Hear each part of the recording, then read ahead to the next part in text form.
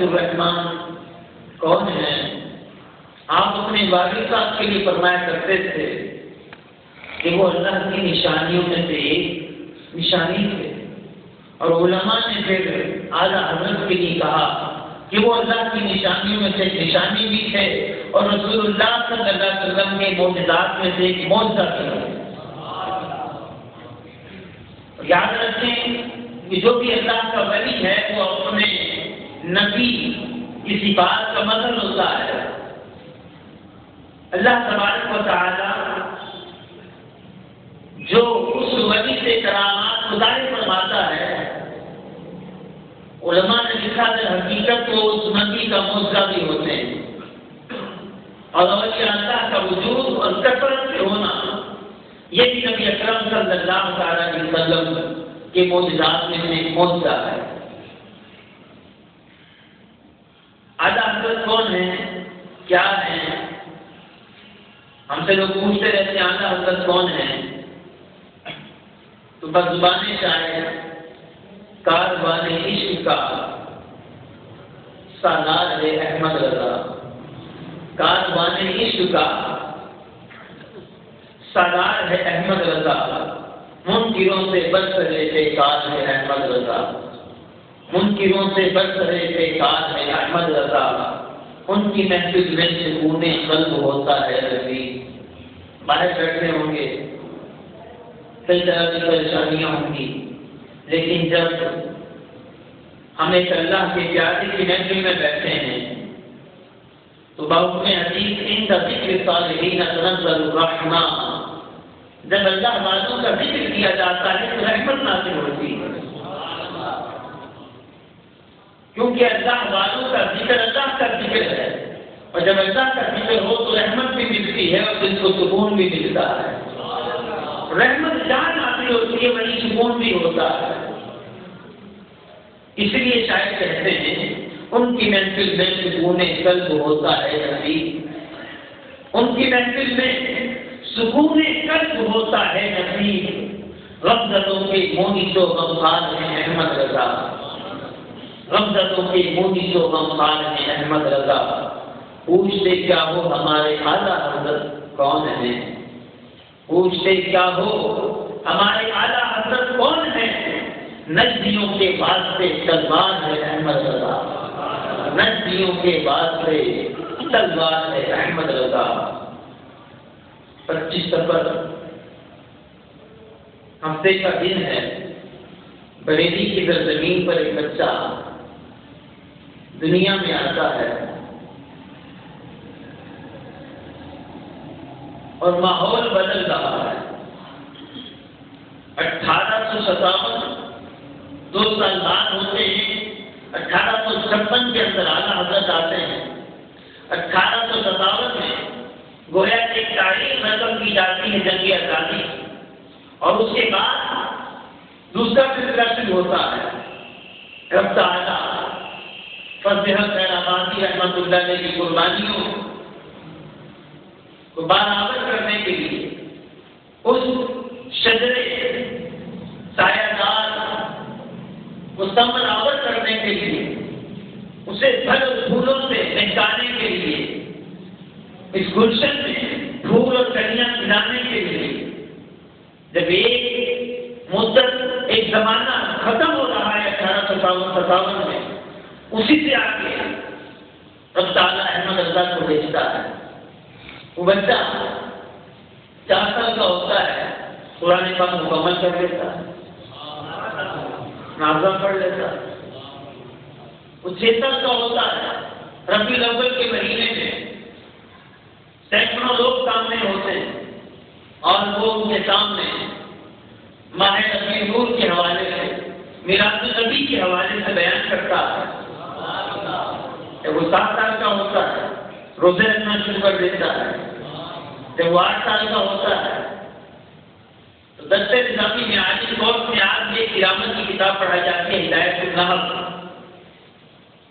وہ 8 سال کی عمر میں اس عربی کی کتاب پر عربی زبان میں پورا حاشیہ لکھ دیتا ہے۔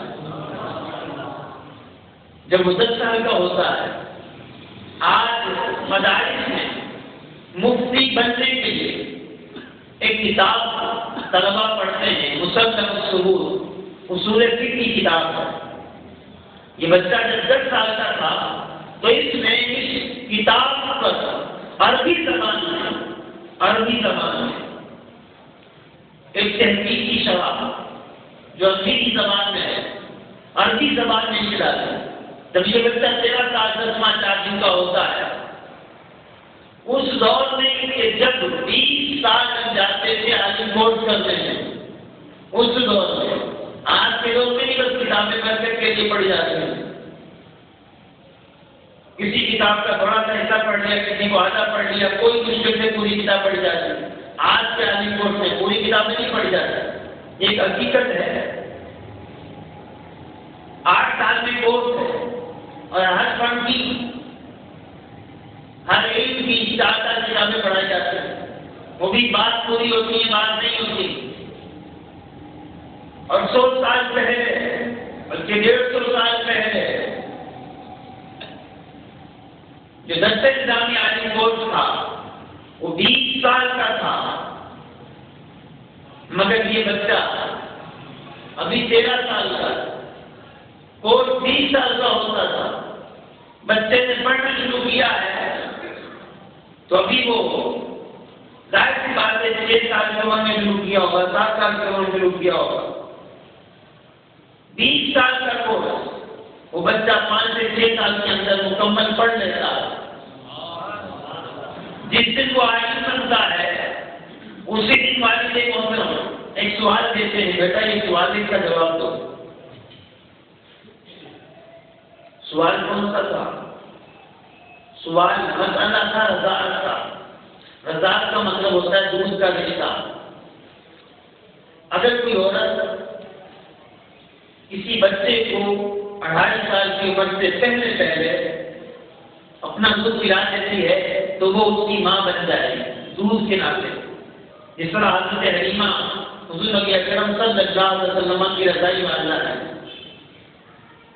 اور اب اس عورت کی جو بھی اولاد ہوگی وہ اس کی بہن یا بھائی ہوگی۔ رضاعت کا ایک مسئلہ تھا، ہندوستان کے بہت بڑے عالم نے وہ مسئلہ جب ان کے پاس پہنچا انہوں نے جواب لکھا، جواب لکھ کے پورے ہندوستان میں وہ مسئلہ وہ جواب گھمایا گیا ہے۔ علماء نے جتنے بھی علماء کے پاس ہے سب نے تصدیق کی، ہاں ٹھیک ہے یہ جواب صحیح ہے، سب نے تعین کر دیے۔ جب یہ مسئلہ بریلی میں آیا اعلیٰ حضرت کے والد کے پاس نقی علی خان رحمۃ اللہ تعالی، آپ نے بیٹے کو دے دیا۔ بیٹا کتنی عمر ہے بیٹے کی؟ تقریباً 14 سال، تقریباً 14 سال۔ آپ کی بیٹی کی عمر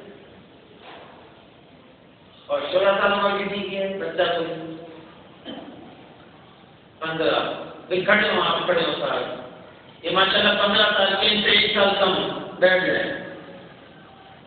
غور کریں، نقشہ بھی دھیان تصور کر رہے ہیں۔ 14 سال کی عمر ہے،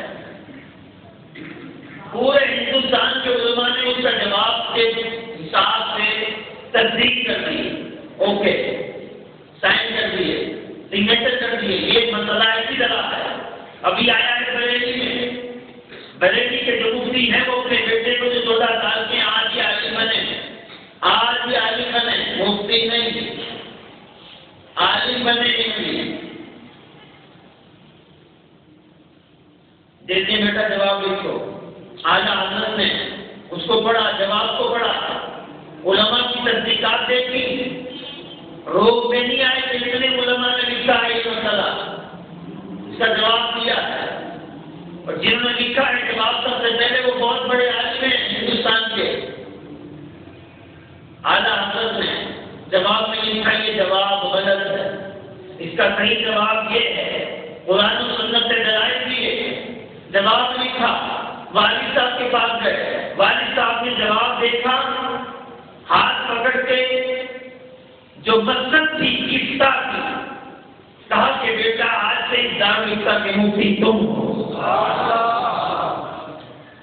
اسی دن عالم بنے، اسی دن والد صاحب نے ڈگری دے دی، بیٹا آج سے مفتی 14 سال کے مفتی بن جاتا ہے. جب یہ جواب پہنچتا ہے نا علی صاحب کے پاس جنہوں نے جواب لکھا تھا، تو جواب جب اعلیٰ حضرت کا پڑھتے ہیں اس چھوٹے ننھے منھے مفتی کا، تو جواب دیکھ کر وہ علی صاحب کہنے لگے ہندوستان کے علماء نے میرا نام دیکھا اور احمد رضا نے جواب دیکھا، باقی میری غلطی تھی، میں نے جواب صحیح نہیں لکھا، اور جن علماء نے میری تصدیق کی ہے انہوں نے زحمت گوارا نہ کی کہ ہم تحقیق کر لیں. سب نے میرا نام پڑھ کے سب نے دستخط کر دیے، لیکن احمد رضا نے میرا نام نہیں دیکھا، شریعت کو دیکھا ہے، قرآن کو دیکھا ہے، سنت کو دیکھا ہے، میرے جواب کی تصدیق کی اور قرآن و سنت کے مطابق صحیح جواب دیا. یہ احمد رضا 14 سال کی عمر میں امتحان میں مفتی کا قدم آ جاتا ہے، اور پھر ٹوٹل عمر 55 سال. کتنی ہے؟ مائنس کرتے ہیں 14 سال، باقی کتنے بچے؟ 45 46 41. میں متفق ہو جائے، اتفاق ہونا چاہیے. ہاں 41 ہو گئے. 41 سال عمر اعلیٰ حضرت نے فتویٰ لکھا ہے 41 سال، لیکن شروع کے کئی سال کے 15 سال کے جو فتوے اعلیٰ نے لکھے تھے وہ محفوظ نہیں کیے، نقل نہیں بنانے اپنے پاس رکھتے تھے، بس جواب لکھا لفافے میں ڈالا بھیج دیا. لیکن 15 سال کے بعد اعلیٰ فرماتے ہیں ہم نے اس کی نقل محفوظ کرنا شروع کر دی، وہ محفوظ کرنا شروع کی. 15 سالوں کی کال میں کتنے بنے؟ 26 سال کے اعلیٰ حضرت کے فتاویٰ جمع کیے گئے. 30 جلدوں میں آج وہ فتاویٰ رضویہ ہمارے پاس ہے. ہر جلد میں 800 900 1000 صفحہ، سمجھے 28,000 سے زیادہ صفحہ. 26 سال کے فتاویٰ ان کی نقل تیار کی گئی کہ بھیجنے سے پہلے جب کاپی اپنے پاس رکھی، فوٹو اسٹیٹ تو 3 دن کو بچی کہ کاپی کرتے فوٹو اسٹیٹ کر کے رکھ لیتے، ایک ایک لکھنا پڑتا تھا، وہ لکھے گئے رکھ لیے گئے. اعلیٰ حضرت رحمان 3 جمعہ سے آپ مسجد میں جو لوگ آج ہیں جمعے میں وہ سن رہے ہیں اعلیٰ حضرت کے حوالے سے. آج کل ایک واقعات اور 4 سے 5 اشعار اعلیٰ حضرت کے. کیا اعلیٰ حضرت رحمان نے دین کی خدمت جو کی ہے اور دینی کاموں کو جو ٹائم دیا ہے وہ کس طرح سے دیا ہے. ہم دین کا کام کر کر کے تھک جاتے ہیں. کون سا کام؟ اپنا ذاتی کام ہوتا ہے نا دین کے حوالے سے، نماز پڑھنی ہے، روزہ رکھنا ہے، حج ہے، زکوٰۃ ہے، صدقات ہے، خیرات ہے، یہ محفل میں آئیں، اجتماع میں آئیں، یہ ہمارے ذاتی کام ہے، یہ دینی کام ہے. ہم اس میں بھی تھک جاتے ہیں، ہم اس میں بھی تھک جاتے ہیں. ایک اعلیٰ حضرت تھے 7 سال کی عمر میں جب پہلا روزہ رکھا نا، روزہ خوشائی کہتے ہیں نا اس کو، روزہ خوشائی روزہ خوشائی جو بھی کہہ رہے ہیں. جب وہ پہلا روزہ بچہ رکھتا ہے تو اس دن کیا ہوتا ہے، گھر میں دعوت کا اہتمام کیا جاتا ہے، بچہ شام کو روزہ چھوڑتا ہے. اعلیٰ حضرت نے پہلا روزہ رکھا.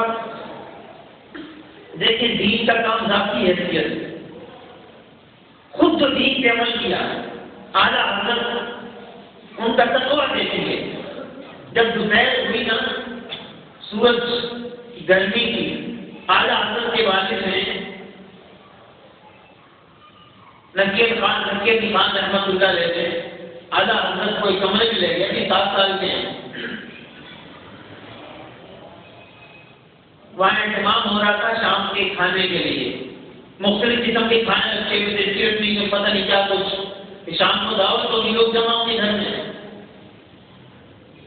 والد صاحب نے کہا بیٹا تمہیں بھوک لگی ہوگی؟ کہا ہاں لگی ہے.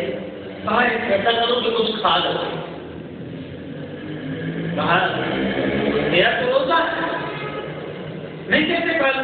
ابھی تو ٹائم نہیں ہوا۔ والد صاحب نے مسکراتے ہوئے فرمایا بیٹا بچوں کے روزے ایسے ہی ہوتے ہیں، بچوں کے روزے ایسے ہی ہوتے ہیں، کھا لو تمہیں کوئی نہیں دیکھ رہا یہاں، کھا لو۔ وہ چھوٹے سے احمد رضا جو 7 سال کے ہیں منع، وہ جواب دیتے ہیں ابا جان ٹھیک ہے آپ کہتے ہیں مجھے کوئی نہیں دیکھتا، لیکن میں نے جس کے لیے روزہ رکھا ہے وہ رب مجھے دیکھ رہا ہے، وہ رب تو دیکھ رہا ہے جس کے لیے روزہ رکھا ہے۔ یہ ان کی حالت ہے روزے کے حوالے، ہم اس میں بھی تھک جاتے ہیں، تراویح میں نہیں پڑ جاتی ہیں، شارٹ کٹ ڈھونڈتے ہیں، کہاں شارٹ پڑھائی جاتی ہے وہاں جا کے پڑھیں گے، کہاں 20 منٹ میں یہ مولانا صاحب تو شادی مار ہے کہاں پڑھیں گے یار۔ خدا کے بندوں سال میں ایک جگہ رمضان آتا ہے اور تراویح بھی پورے سال نہیں پڑھنی پڑتی، 30 دن، اور پورے 30 دن میں ہر گھنٹے میں نہیں پڑھنی پڑتی، 1 گھنٹہ لگتا ہے، 1.5 گھنٹہ، ہم اس میں بھی تھک جاتے ہیں۔ لیکن اعلیٰ حضرت علیہ رحمت غور کیجیے، ایک دفعہ رمضان کا اعلیٰ حضرت بیمار تھے، آپ نے فرمایا کہ مجھے فلاں مقام پہ لے چلو، فلاں علاقے میں جانا چاہتا ہوں۔ لوگوں نے کہا حضرت کیوں؟ کہا والد صاحب خواب میں تشریف لائے کے فرمایا بیٹا آئندہ سال جب روزے آئیں گے نا تو تم بیمار ہو جاؤ گے، مگر روزہ نہیں چھوڑنا۔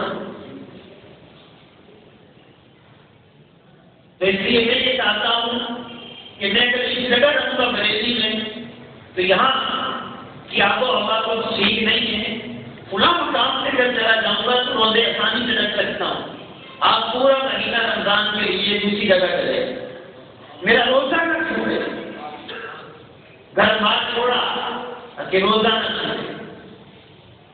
نمازوں کا کیا معاملہ ہے؟ دیکھیں دین کا کام کیسے ہوتا ہے۔ حافظ ملت عبدالعزیز رحمۃ اللہ علیہ جو صدر الشریعہ اعلیٰ حضرت کے خلیفہ کے شاگرد ہیں، صدر الشریعہ فرمایا کرتے تھے اللہ تعالیٰ نے مجھے 2 ہی کام کے شاگرد دیے ہیں، اور وہ بھی بڑھاپے میں آخری عمر میں جا کے۔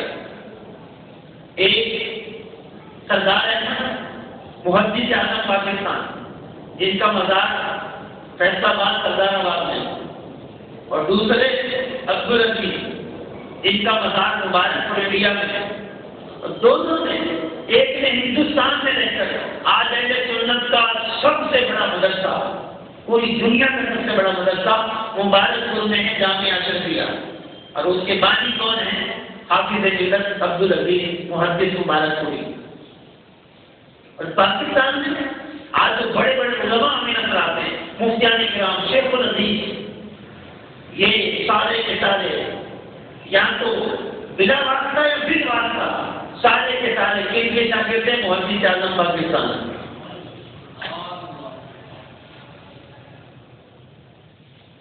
صدر الشریعہ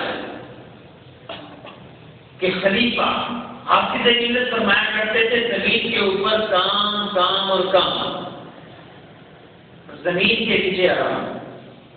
آپ سے کو کہتا ہے اتنا آپ دین کا کام کرتے ہیں، بھاگ دوڑ کرتے ہیں، آپ کچھ خیال نہیں کیا کریں؟ آپ فرماتے ہیں نہیں، زمین کے اوپر کام کام اور کام، جہاں تک آرام کی بات ہے وہ زمین کے نیچے کریں۔ اعلیٰ حضرت کیسا کام کرتے تھے؟ نمازوں کے حوالے سے آپ نے ایک فتویٰ لکھا ایک موقع پر، فرمایا کہ مفتی کو بعض اوقات فجر کی سنت مؤکدہ کے علاوہ باقی سنت مؤکدہ بھی معاف ہو جاتی ہے، نہیں پڑھے گا تو پکڑ نہیں، اس کے لیے جائز ہے چھوڑنا سنت مؤکدہ بھی، فجر کے علاوہ جو فجر کی سنت مؤکدہ ہے اسے چھوڑ کر باقی سنت مؤکدہ۔ کب؟ جب ایسا مفتی اس مقام پہ آ جائے کہ پوری دنیا کے لوگ اس کی طرف مائل ہو جائیں، سوالات پوچھتے ہوں، عوام کو عوام علماء مفتی محدث بڑے بڑے لوگ جو پورے گھر روپ سے لا رہے ہوں وہ بھی اس سے سوالات پوچھتے ہوں، کہا جب مفتی اس مقام پہ آ جائے تو اس کو فجر کے علاوہ سنت مؤکدہ معاف کریں۔ پھر فرماتے ہیں فقیر یعنی خود کے لیے فرماتے ہیں میں اپنے آپ کو اس مقام پر پاتا ہوں، میں اپنے آپ کو اس مقام پر پاتا ہوں، لیکن کہتے ہیں خدا کی قسم سنت موقدہ تو روح کی بات ہے، کبھی غیر موقدہ بھی نہیں چھوڑی۔ یہ نمازوں کا معاملہ ہے اور ہماری حالت، ہماری نمازیں کیسی ہیں، ہم دین کا کتنا کام کر رہے ہیں، ذاتی حیثیت سے جو کام ہے وہی پورے نہیں کرتے، تو باقی دین کے دیگر کام جو ہیں، مسلمانوں کی غیر خائی ہے، مسلمانوں کو دین کا پیغام پہنچانا ہے، مسلمانوں کو نصیحت کرنی ہے، کافروں کو تبلیغ کرنی ہے، یہ کام آپ اپنی جگہ الگ ہے۔ اعلیٰ حضرت کیسے کرتے تھے؟ آئیے ایک واقعہ، خیال اعلیٰ حضرت کتاب ہے مولانا ظفر بہاری رحمۃ اللہ علیہ، آپ اس کے اندر ایک واقعہ لکھتے ہیں، واقعے کے راوی کون ہے؟ سید ایوب علی رحمۃ اللہ تعالی، یہ اعلیٰ حضرت کے بڑے ہی شہید ڈاڈلے مرید تھے، سید صاحب بھی تھے، اعلیٰ حضرت شہیدوں سے بڑی محبت کرتے تھے۔ اعلیٰ حضرت نے سیدزادوں کے لیے لکھا ہے کہ سیدزادے کی تعظیم واجب ہے، حتیٰ کہ گمراہ بھی ہو جائے تب بھی سیدزادی کی تعظیم واجب ہے۔ ہاں اگر حد کفر تک پہنچ جائے کسی کی بد مذہبی، اب اس کی تعظیم نہیں ہوگی، جب تک سیدزادے کی گمراہی حد کفر تک نہ پہنچے تب تک سیدزادے کی تعظیم واجب۔ آج تو نعوذ باللہ کسی سیدزادے کو یہ کہتے ہیں وہ تو نماز نہیں پڑھتا، ہم کیوں اس کی تعظیم کریں؟ وہ خدا کے بندے جو سیدزادے کی تعظیم کرتا ہے اس کی ذات کی وجہ سے نہیں، بلکہ اس لیے کرتا ہے کہ اس کا قسم کہا جاتا ہوگا۔ کوئی اور ذات والا کھڑا ہو کے کہہ سکتا ہے کہ میرے تو شروع سے لے کے سب مسلمان ہی گزرے ہیں، کوئی نہیں کہہ سکتا۔ ہو سکتا ہے اوپر داخل دانتوں پر دانتوں میں کوئی بتوں کی پوجا کرتا ہو، کوئی نمستے کہنے والا ہو۔ ایک سیدزادہ جو دعویٰ کر سکتا ہے، وہ قسم کھا سکتا ہے کہ ہمارے خاندان میں اوپر تک کوئی بھی کافر نہیں، پورے خاندان قیامت تک، بلکہ آدم علیہ السلام سے مجھ تک سیدزادہ دعویٰ کر سکتا ہے کہ میرے اور آدم علیہ السلام کے درمیان ہمارا کوئی بھی دادا کافر نہیں ہے۔ کتنی بڑی شان ہے! سید کی تعظیم جو کر رہا ہے وہ سید کی نہیں بلکہ وہ جہاں جا کے نہ رک رہا ہے حضور علیہ السلام و تسلیم کی ذات مبارکہ۔ تو اس لیے سیدزادے کی تعظیم واجب ہے، چاہے وہ داڑھی بناتا ہو، چاہے وہ بے نمازی ہو، چاہے وہ گالی دیتا ہو، چاہے وہ سود ہو، تعظیم واجب ہے۔ ہاں یہ سیدزادے کا معاملہ ہے، اسے بھی سوچنا چاہیے کہ وہ کیا کر رہا ہے، اس کے عمل میں کوئی کوتاہی، کوئی کمی، کوئی نقصان ایسا تو نہیں جو میری شان کے خلاف ہے، اسے سوچنا چاہیے۔ یہ اس کا معاملہ ہے۔ سیدزادے کی کس طرح سے اصلاح کرنی چاہیے، سیدزادے کی اصلاح کس طرح کرنی چاہیے، اعلیٰ حضرت نے سکھایا۔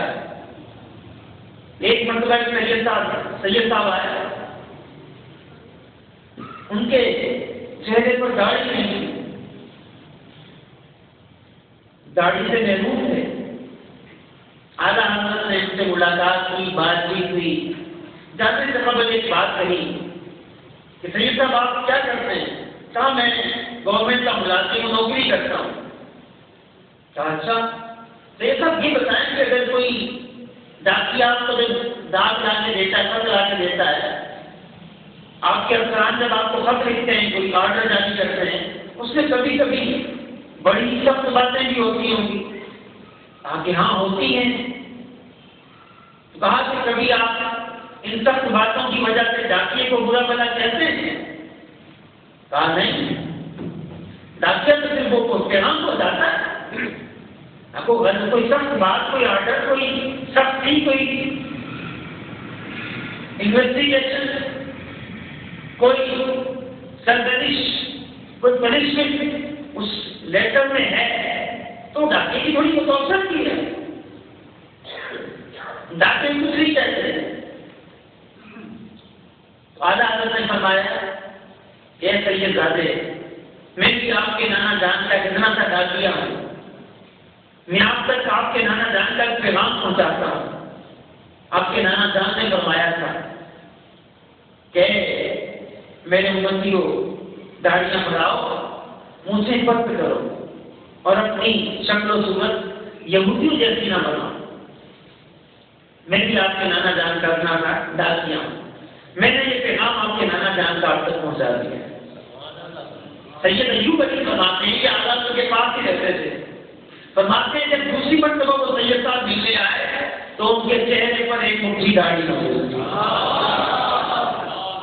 اس طرح ایک سید صاحب آئے، ان کے ہاتھ میں سونے کی انگوٹھی تھی، سونے کی.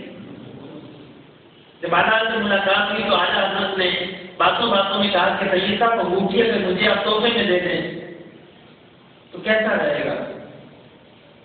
دیکھیں نا انداز، اب مرد کے لیے سونا پہننا حرام تھا، انہوں نے سونے کی انگوٹھی پہن کر کی تھی شاہ صاحب نے.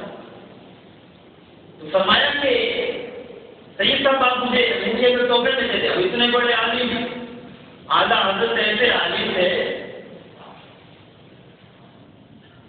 آج ہمیں عزت نہیں ہے، علماء کی آواز دے کے بلا لیں گے، اے مولوی صاحب بھی لگاؤ، دکان میں بیٹھے میں صاحب بھی لگاؤ، ایک مسئلہ تو بتا کے جاؤ. ایک وہ سے اعلیٰ حضرت جس دور میں اندر ہوتا تھا، اعلیٰ حضرت سال میں صرف 2 بیانات کرتے تھے اپنے محلے میں، اپنے شہر میں. اعلیٰ حضرت جب بیان کرنے کے لیے گھر سے نکلتے تھے تو آپ کے گھر سے لے کر جلسہ گاہ تک، جہاں جلسہ ہوتا تھا، اجتماع ہوتا تھا، وہاں تک دونوں طرف لوگ اپنے ہاتھوں میں پھول کی پتیاں لے کے کھڑے ہوتے تھے اور اعلیٰ حضرت کو بگی میں بٹھا کر لے جایا جاتا تھا. نکاح شمبی علماء کو عادت سیکھی. اعلیٰ حضرت نے کہا اتنے بڑے عالم نے بھائی میں کسی کو کہہ دوں رومال کو یار کہ آپ رومال بڑا اچھا مجھے تحفے میں دے دو تو انکار نہیں کر سکے گا بیچارہ، دے دے گا بھی ماؤں کا مانگ نہیں آ مربت میں دے دے گا، محبت میں نہ صحیح. اعلیٰ حضرت جیسے آگے میں تمہاری ایک تحفے میں دے دو مجھے، کہا حضور لے اس آدمی مجھے وہ دے دی. وہ چلے گئے پہلے کا. اعلیٰ حضرت نے کیا کیا، اپنے پاس سے کچھ سونا اور ملایا، ایک گلے کا ہار بنوایا اس کا. جب وہ سید صاحب دوبارہ ملاقات کرنے آئے، اعلیٰ حضرت نے وہ ہار ان سید صاحب کو پیش کیا، کہا کہ یہ میری طرف سے میری بہو کے لیے ہے، یہ تمہاری بیوی کے لیے اسے ڈال کے یہ دے دینا. دیکھتے سید کی اصلاح، ڈانٹا نہیں کہ سید کو برا بلا نہیں کہا کہ کیا حرام کر رہے ہو. آج ہم سید دادا نمازنا پڑے گاڑی کے تو ان کے پیچھے پڑ جانا اس کے ساتھ. اور ایک اعلیٰ حضرت کا انداز ہے کہ سیدوں کی تعظیم کیسے کرتے ہیں. ڈانٹ بھی گئے، برا بنانے کے احتیاط فرماتے ہیں، تحفے میں دے دو، اور بعد میں رکھتے نہیں اپنے پاس اور سونا بھی لاتے ہیں اور ان کی زوجہ کے لیے حال بھیج دیتے ہیں. ایک سید صاحب سید ایوب علی صاحب کے پاس آتے ہیں کہ مجھے اعلیٰ حضرت سے ملنا ہے. کہا کہ نہیں، اعلیٰ حضرت سے ملاقات نہیں ہو سکتی، اعلیٰ حضرت کسی اور جگہ پہ گئے ہوئے ہیں اور ڈاکٹر نے منع کر رکھا تھا، کام نہیں کرنا، ملاقات نہیں کرنی. بینائی کچھ کمزور تھی ان دنوں میں، کسی بیماری کی وجہ سے نظر کمزور ہو گئی تھی. ڈاکٹر نے منع کر دیا کہ آپ لکھنے پڑھنے کا کام نہ کریں، لکھنے کا کام نہ کریں، پڑھنے کا نہیں. کہا ٹھیک ہے میں بول تو سکتا ہوں، اتنی تو اجازت دو. کہا ٹھیک ہے، بولنے کی اجازت ہے. آرام کے دن چل رہے ہیں اعلیٰ حضرت کے، یہ ذہن میں رکھیے گا. بات آرام کیسے ہو رہا ہے. یہ سید صاحب آئے سید ایوب علی کے پاس جو اعلیٰ کے خادم بھی تھے. کہا کہ میں چاہتا ہوں احمد رضا سے. کہا کہ نہیں اعلیٰ حضرت تو آج تک بہت مصروف ہیں، اور بیمار ہیں، مل نہیں سکتے، ڈاکٹروں نے منع کیا ہے، کہا آپ میرا پیغام تو بتائیں فلاں سید صاحب آیا، کہا ٹھیک ہے، جا کے پیغام پہنچایا۔ جب یہ سنا آ رہا کہ سید صاحب ملنا چاہتے ہیں تو منع نہ کیا، کہا ٹھیک ہے لے آؤں۔ اب واقعہ سنیں سید صاحب کی زبان، وہ جو ملنے آئے کیسے میں گیا اس علاقے میں، اس جگہ گیا، اس فضا مقام پر جہاں ایک مکان تھا، اعلیٰ حضرت وہاں رہ رہے تھے بیماری کے دنوں میں، جب ڈاکٹر نے طبیب نے منع کر دیا تھا کہ لکھنا نہیں ہے، پڑھنا نہیں ہے، کم سے کم کام کرنا ہے، کام سے بولنے کی اجازت دی جائے، کہا ٹھیک ہے۔ اب سید صاحب کہتے ہیں میں گیا ملنے، کہتے ہیں جیسے میں داخل ہوا اعلیٰ کے کمرے میں کیا دیکھتا ہوں، 4 مفتیان کرام بیٹھے ہوئے۔ کون؟ مفتیان کرام، اور ایک طرف صدر الشریعہ مفتی امجد علی اعظمی رحمۃ اللہ علیہ بھی بیٹھے ہوئے تھے، اور کچھ لوگ بھی وہاں موجود ہیں، چند ایک خاص لوگ وہاں موجود ہیں۔ بیماری کے دن آرام ہو رہا ہے، جیسے اتنے میں صدر الشریعہ ایک تھیلا لفافوں کا خطوں کا اٹھا کے لے آیا اور ڈھیر کر دیا، پوچھا کتنے خط ہیں، کہا کہ اتنے 100 کچھ خط موجود تھے۔ ایک مفتی صاحب نے وہ خط اٹھایا، اس میں سوال تھا فلاں مسئلہ، اس کا جواب دیجیے، کیونکہ مفتی کیا حالات کوئی دنیا میں سوالات آتے تھے۔ اب کیا ہوتا ہے، لیکن وہ مفتی صاحب سوال پڑھ کر سناتے ہیں، سوال ختم ہو گیا، کاغذ قلم اٹھایا، قلم اور کاغذ کے ساتھ تیار ہو جاتے ہیں، آدھا سوال میں لکھو اس کا جواب، ان کو جواب لکھواتے ہیں۔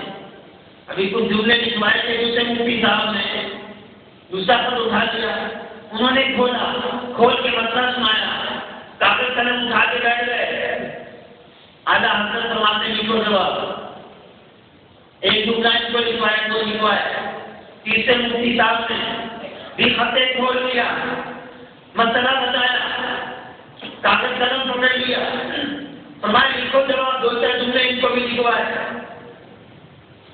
سید صاحب کہتے ہیں میرے تو آسان پتہ ہو گئے، روکتے کھڑے ہو گئے کہ یہ کیا ہو رہا ہے، یہ آرام ہوا۔ چوتھے مفتی صاحب نے بھی خط کھولا، مسئلہ بتایا، اعلیٰ حضرت جواب لکھوانا شروع کرتے ہیں، 2 جملے اس کو لکھوائے، اس کے بعد پہلے کی طرف آ گئے، جس کو پہلے جملہ لکھوایا تھا، اب بتاؤ 4 جواب ایک ساتھ چل رہے ہیں، کوئی عربی میں، کوئی فارسی میں، کوئی ہندی میں، کوئی اردو میں، 4 زبانوں میں، کہیں فارسی کی بات ہے، کہیں عربی کی بات ہے، کہیں قرآن کی آیت ہے، کہیں حدیث ہے، کہیں صحابی کا قول ہے۔ ایک مفتی صاحب کو لکھواتے ہیں، فرمایا ٹھہرو، دوسرے کو ہاں تم نے یہاں چھوڑا تو یہاں سے لکھو، تیسرے کو تمہارا یہاں تک ہو گیا، کہاں سے لکھو، چوتھے کو یہاں تک، کہتے ہیں میرے تو روکتے کھڑے ہو گئے، ابھی میں بڑا پریشان تھا کہ کیا دیکھتا ہوں تو 4-5 سال بیٹھے تھے نا، انہوں نے مجھ سے پوچھنا شروع کر دیے، اعلیٰ حضرت ان کو جوابات بھی دے رہے ہیں، ادھر ایک مفتی کو جواب لکھواتے ہیں، پھر دوسرے کو، پھر تیسرے کو، پھر چوتھے کو، پلٹ کے پھر پہلے کی طرف آتے ہیں، 4 کو ایک ساتھ جوابات بھی لکھوا رہے ہیں اور 5-6 لوگوں کے سوالات کے جوابات بھی دے رہے ہیں۔ یہ ہے اعلیٰ حضرت، دین کا کام ہو رہا ہے۔ کس وقت؟ جب آرام کے دن ہے، طبیبوں نے کہا آرام کرنا، غور کیجیے، جن کے آرام کا یہ عالم ہے، جب وہ کام کرتے ہوں گے تو ان کے کام کا عالم کیا ہوگا؟ صحیح کیا امام اہل سنت کبھی کمپرومائز نہیں کیا دین کے معاملے میں، کبھی بھیکے نہیں، کبھی کوئی خرید نہیں سکتا میرے حالات، اور کسی ملامت کرنے والے کی ملامت کا کبھی ڈر نہیں رہا۔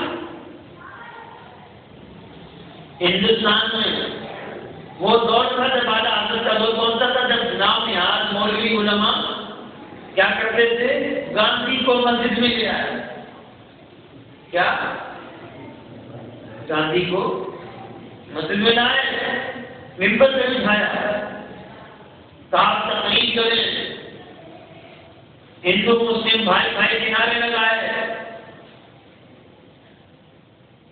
ترک موالات کی تحریک کری، اس طرح سے اور بہت ساری سودی تحریک کری، کمپرومائز کرو، گیو اینڈ ٹیک، کچھ دو، کچھ ہماری کچھ تمہاری، مل ملا کے چلاتے ہیں، جی بناتے ہیں۔ بہت سے علماء بھی گئے، بہت سے علماء نے فتوے دے دیے کہ گائے کی قربانی نہ کرو، ہندوؤں کا دل دکھتا ہے، ہم کوئی اور جانور قربان کر لیں گے، گائے کی قربانی تھوڑی ہے، کوئی بھی کر لو۔ بہت سے علماء نے آج بھی اس دور میں بھی انڈیا کا ایک دارالعلوم ہے، اس نے فتویٰ دیا کہ ہندوؤں کی دل آزاری سے بچنے کے لیے گائے کی قربانی مسلمان نہ کریں، تاکہ مسلمانوں کی ہندوؤں کی آپس میں صلح ہو جائے، مفاہمت ہو جائے، مفاہمت کی سیاست کی جائے۔ اس دور میں بھی یہ مسئلہ پیش آیا، اعلیٰ حضرت کے پاس یہ کون سا مسئلہ؟ کیا ہندوؤں کی خوشامد کی خاطر، ہندوؤں کی دلجوئی کے لیے گائے کی قربانی مسلمان کر سکتے ہیں؟ اللہ پر قربان جائیں اعلیٰ حضرت پہ۔ منکروں کے واسطے تلوار ہے احمد رضا، منکروں کے واسطے تلوار ہے احمد رضا۔ اعلیٰ حضرت نے فتویٰ لکھا اس دور میں جب یہ چل رہا تھا مسئلہ، آپ نے فرمایا جو اس سال گائے کی قربانی نہیں کرے گا اس کی قربانی نہیں ہوگی۔ تاریخ میں دیکھا ہندوستان میں اس سے پہلے اتنی گائے کی قربانی نہیں ہوئی تھی جتنی اس سال ہوئی۔ آپ نے دلائل دیے اور ثابت کیا ایک مستحب بھی کہ مستحب ہے، لیکن جب اس مستحب سے روکا جائے گا تو پھر مسلمان رکے گا نہیں، اب وہ پڑے گا۔ جب روکا جائے گا اب وہ واجب ہو گیا مسلمان پہ۔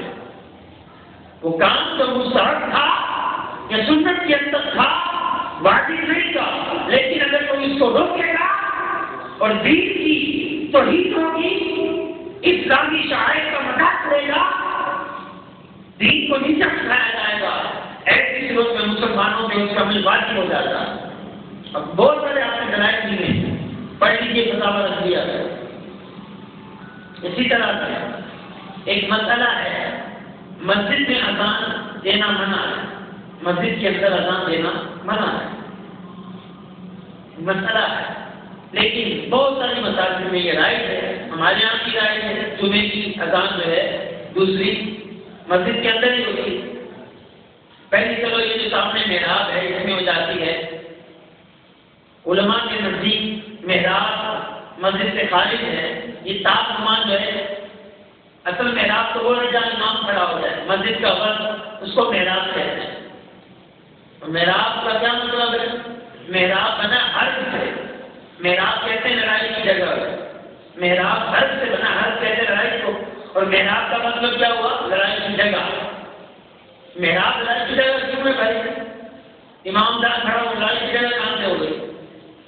علماء لکھتے ہیں محراب لڑائی کی جگہ ہے کیونکہ امام محراب میں کھڑا ہو کے شیطان سے لڑ رہا ہوگا، ان کے وجہ سے تو اس نے امام کو ڈالا۔ ابھی مجھے ایک مسئلہ یاد آ گیا، مسئلے میں وہ مسئلے میں لگ گیا اور بھول گیا کہ 2 رکعتیں یقین ہوئی ہیں، تو یہ امام کے پاس کیا ہے اس نے کہ اس کو پکڑ لو، پھر سبھی پکڑائی میں آ رہے ہیں، تو یہ تو محراب میں کھڑا ہے نا امام، ہے ہی لڑائی کی جگہ شیطان سے لڑ رہا ہوگا، شیطان لوگوں سے ڈال رہا ہوگا۔ عام نمازی کو یوں سمجھو کہ مثال کے طور پہ 10 خطوں سے آتے نا تو امام کو 110 آتا ہے، وہ ہمت ہوتی ہے لڑ جھگڑ کے وہ امامت کرا رہا ہوگا۔ تو بہرحال اذان مسجد کے باہر ہونی چاہیے۔ اعلیٰ حضرت نے پورا تفصیلی فتویٰ لکھا تو اعلیٰ کے خلاف مقدمہ ہو گیا، کورٹ میں مقدمہ دائر کر دیا لوگوں نے، بعض علماء نے کہ احمد رضا نے یہ کون سا فتویٰ دے دیا شریعت کے خلاف۔ کورٹ میں سمجھ آئی کہ اعلیٰ کو بلایا، اعلیٰ نے سمجھا میں نہیں جاؤں گا اس کورٹ کے اندر، میں اس جگہ نہیں جا سکتا، اور نہ ہی اعلیٰ حضرت نے کبھی کورٹ کو عدالت کہا، کیونکہ فرماتے تھے جس کورٹ کے اندر جس جگہ شریعت کا خون ہوتا ہو، قرآن سنت کے خلاف فیصلے کیے جاتے ہوں، میں کبھی اس کو عدالت نہیں کہہ سکتا۔ عدالت تو عدل سے بنا، عدل کہتے ہیں انصاف، فرمایا کرتے تھے برٹش کورٹ یا کورٹ، عدالت نہیں کہتے تھے عدالت۔ آپ نے سنا میں نہیں جاؤں گا، لوگوں نے کہا کہ یہ سمجھ اس کا کیا کریں، کہا ٹھیک ہے میں نہیں جاؤں گا۔ وہ جو بندہ کورٹ میں کھڑا ہو کے آوازیں لگاتا ہے نا، وہ فلاں حاضر ہو، کیا کہتے ہیں اس کو، پیش کا اردلی، کیا کہتے ہیں اس کو، اردلی، جو آواز لگاتا ہے فلاں حاضر ہو، وہ اعلیٰ حضرت کے مرید تھے، انہیں کو بلا لیا گیا، کہا کہ میں نہیں جاؤں گا، میرا میسج جائے گا۔ ان کو بلا کے سمجھا دیا اعلیٰ حضرت نے کہ جب تمہیں جج کہے نا کہ احمد رضا کو بلاؤ تو ایک کام کرنا، جج کے بالکل سامنے جا کے کھڑے ہو جانا اور زور سے کہنا احمد رضا حاضر ہو، ٹھیک ہے۔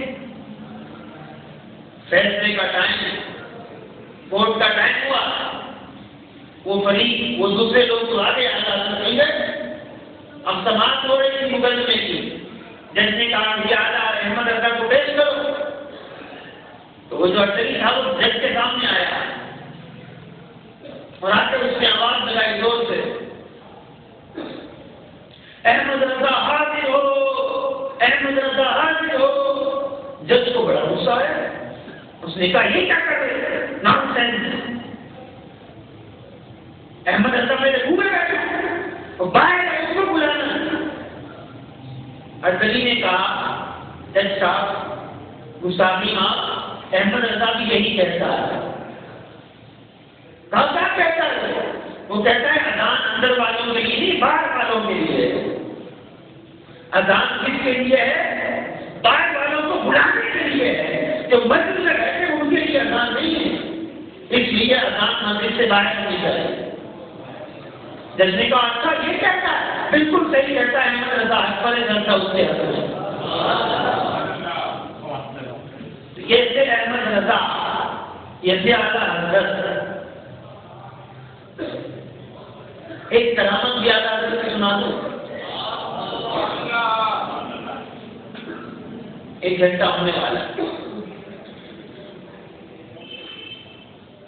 کوٹری میں ایک بزرگ رہتے ہیں، ان کی عمر کافی ساری ہے، 100 سال سے زیادہ ان کی عمر ہے۔ انہوں نے یہ کرامت خود سنائی، تو کہتے ہیں میں نے خود دیکھی بھی یہ کرامت، تاکہ میں بریلی کا رہنے والا ہوں۔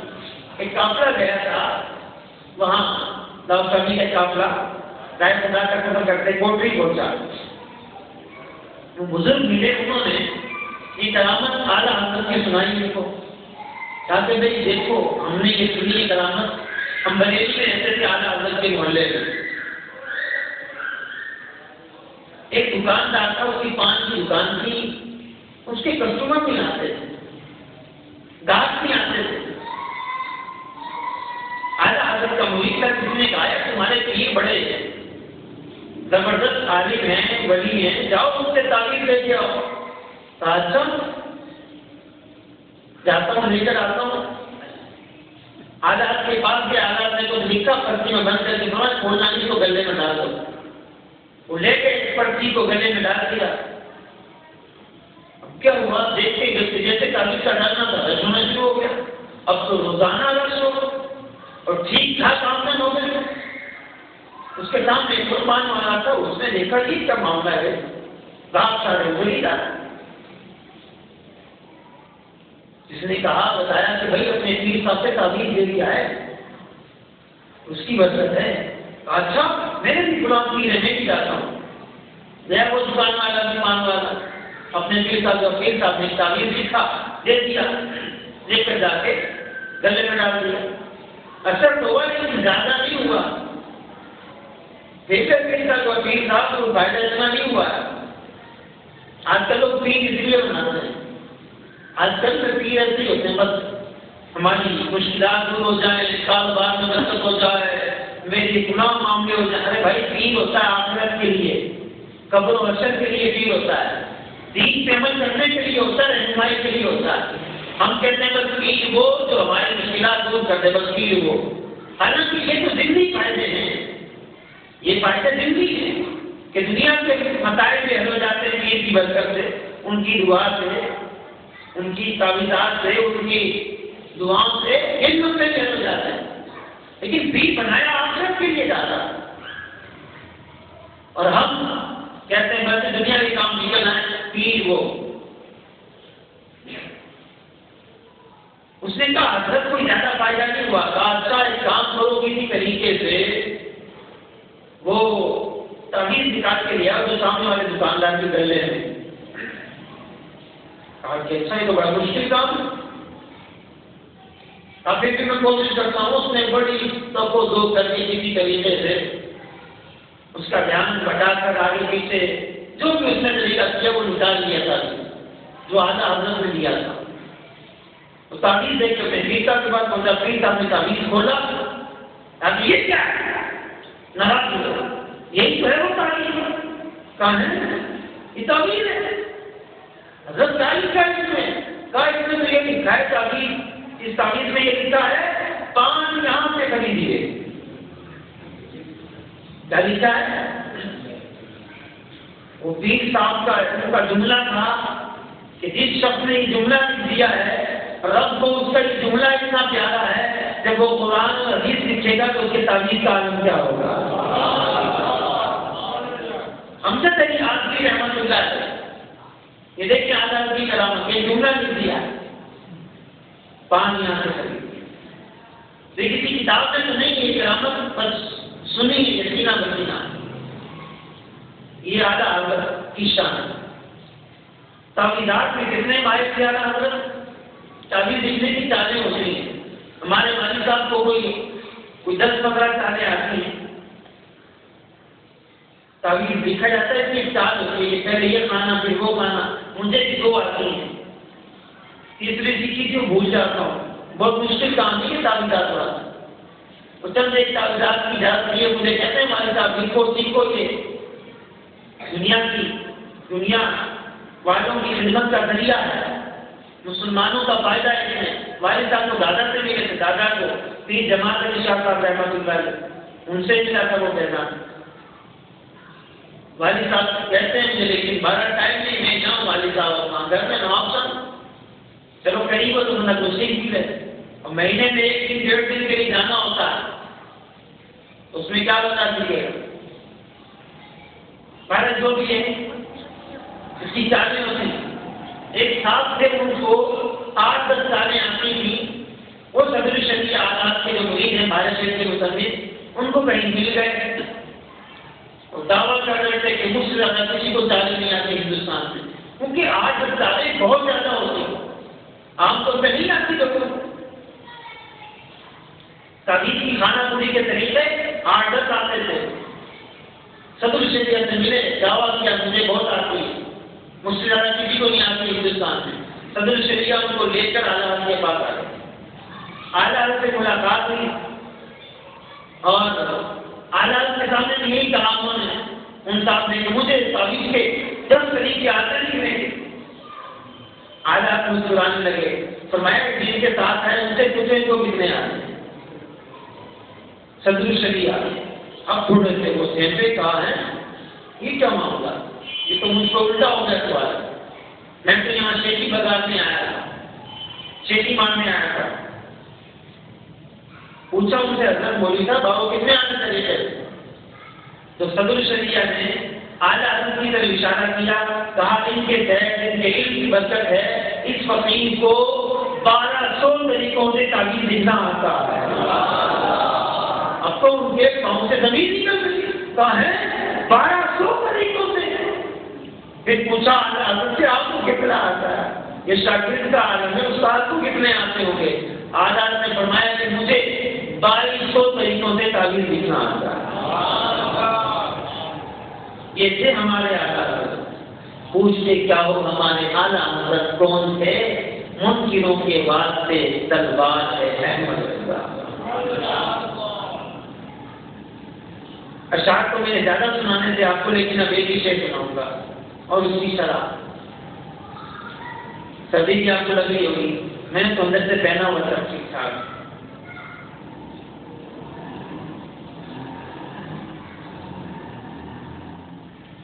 صبح ورکنگ ڈے بھی ہے، چھٹی ہے، چھٹی تو نہیں کوئی پتہ نہیں چلتا نا ہمارے ملک میں چھٹیاں اتنی پتہ نہیں ہے، رات کو 12 بجے کے بعد پتہ چلتا چھٹی ہے سر۔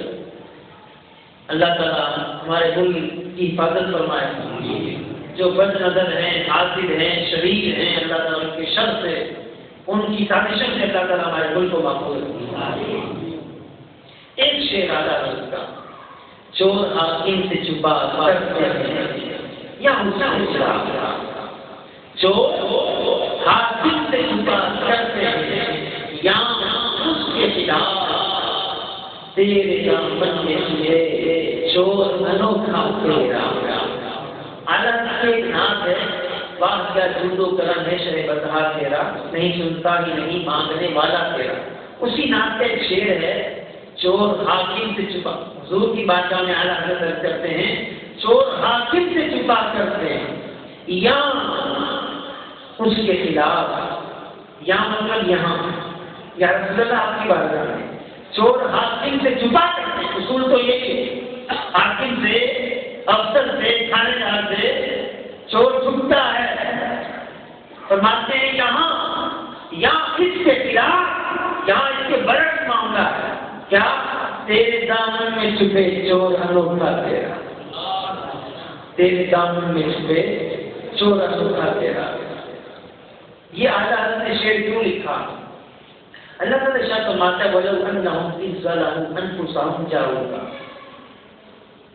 اے محبوب اگر آپ کی امتی اپنی جان سے ظلم کر لیں یعنی گناہ کر لیں تو کیا کریں؟ جاءوكَ، آپ کی بارگاہ میں آئیں، آپ کے دامن میں آنا، ان سے گناہ ہو جائے، یہ آپ کے چور بن جائیں، یعنی نافرمانی کریں ماں باپ کی، آپ کے دین کی، آپ کی شریعت کی، یعنی نافرمان ہو جائے، کیونکہ جو اللہ کا نافرمان ہے وہ رسول اللہ کا بھی نافرمان ہے۔